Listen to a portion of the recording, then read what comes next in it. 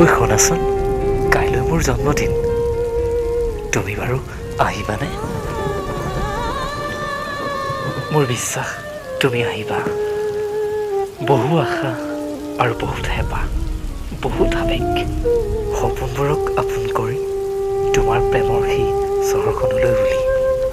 সঁচাই ভাল পোৱাবোৰৰ কিবা আৱেগেই বেলেগ। ক'ৰবাত ওলাই গ'লেও এনে লাগে জানোচা তোমাক দেখা পাওঁ।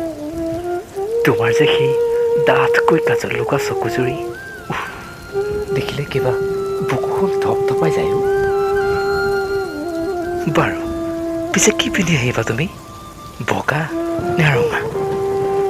বগাবোৰ বোলে বৰ স্বাধীন আৰু ৰঙাবোৰ বৰ অভিমানী।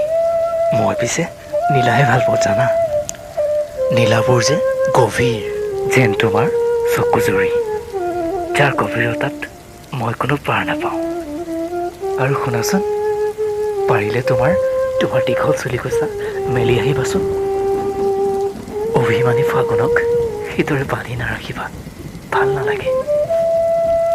ঐ, আজিকালি যদি মই অকলে মনে মনে হাঁহি থাকোঁ, মোক সকলোৱে সোধে, ঐ তোৰ হৈছে কি?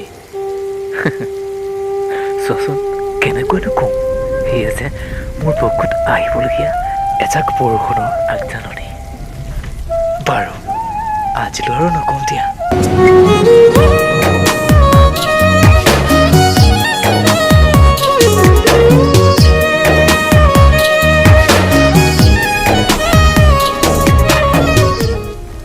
তোমাৰ চাগে টোপনি ধৰিছে।